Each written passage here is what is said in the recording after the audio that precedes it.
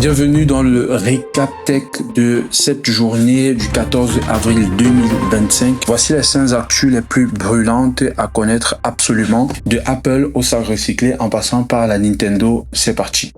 Alors on commence premièrement avec la première nouvelle qu'on a aujourd'hui, c'est Apple qui prépare une refonte d'iPadOS pour le rapprocher de macOS. Alors, Apple s'apprête à transformer l'expérience iPad avec une refonte complète d'iPadOS. L'objectif ici, c'est se rapprocher encore plus de macOS sans fusionner les deux systèmes. On parle d'une nouvelle gestion de fenêtres, de multitâches avancées et d'un stage manager repensé. Le tout accompagnera l'arrivée des nouveaux iPads équipés de la puce M5.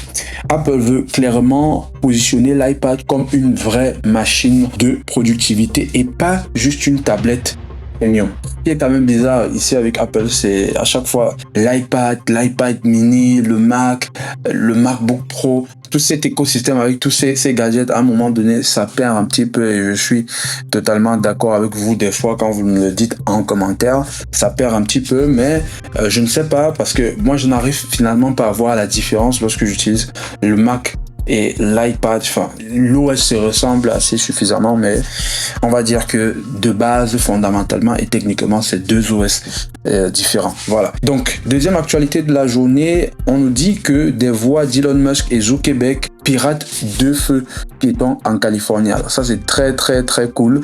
Suivez très bien cette info. Scène surréaliste à Palo Alto. Des hackers ont modifié les signaux vocaux de feux piétons pour diffuser des voix générées par IA, Elon Musk et Mark Zuckerberg. 12 intersections ont été touchées. Les autorités ont dû désactiver les modules audio, bien évidemment. L'objectif reste flou, mais ça pose une vraie question sur la sécurité des systèmes urbains connectés à l'IA.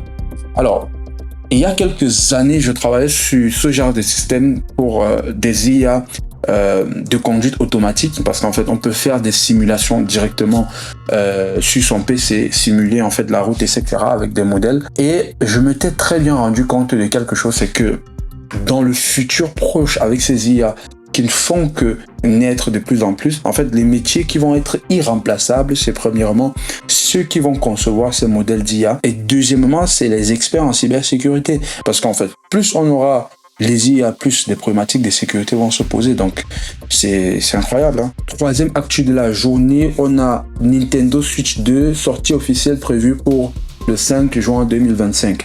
Nintendo l'a confirmé, la Switch 2 arrive le 5 juin prochain avec écran 1080p 120Hz avec technologie G-Sync, processeur Nvidia boosté au DLSS et jusqu'à 120 fps annoncé. Donc le prix environ $499 avec Mario Kart World inclus. Nintendo veut frapper fort et cette console portable pourrait bien être une révolution dans l'écosystème gaming mobile. Alors, je ne suis pas très Nintendo, mais en tout cas, j'espère que l'information peut servir plusieurs d'entre vous. Alors, on passe à la quatrième actualité de la journée. Freitag qui sort le sac F685 Henry conçu à partir de déchets recyclés. Du style, de l'éthique et de la tech textile, Freitag vient de lancer le F685 Henry, un sac messager fabriqué avec des ceintures de sécurité, des bâches de camions et du plastique recyclé.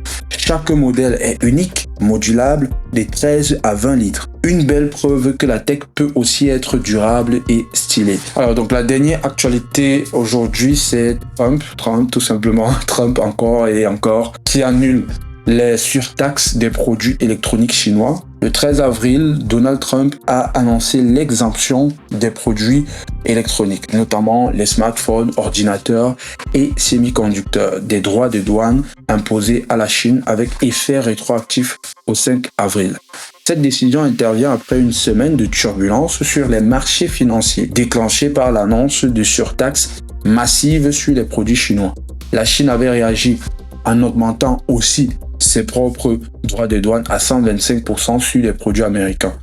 Finalement, l'exemption des produits électroniques vise à apaiser les tensions commerciales et à stabiliser les marchés. J'ai fait une vidéo cette semaine où je parlais des répercussions de cette taxe qu'il avait mis sur les produits technologiques et électroniques. Donc, je ne voyais vraiment pas comment on allait continuer dans ce sens-là, parce qu'aujourd'hui, les amis, la Chine, c'est quand même un très gros mastodonte. On peut pas se lever le matin et décider de créer une guerre commerciale à la Chine. Je veux dire, autour de nous, tout vient de Chine. Tous les semi-conducteurs, toutes les puces viennent de Chine. Donc aujourd'hui, je vois très très mal les États-Unis s'en sortir avec cette histoire. Donc voilà pour le récap de l'actualité. J'espère que vous avez aimé. Abonnez-vous et activez la cloche de notification pour ne pas manquer les récaps. Je vais les faire tous les jours désormais. Je vais essayer en tout cas de faire un récap actu tous les jours, Actu Tech sur la chaîne. À très bientôt. Si tu as aimé cette vidéo, rassure-toi d'avoir liké et de t'être abonné sur la chaîne. Je te reviens pour un nouvel épisode.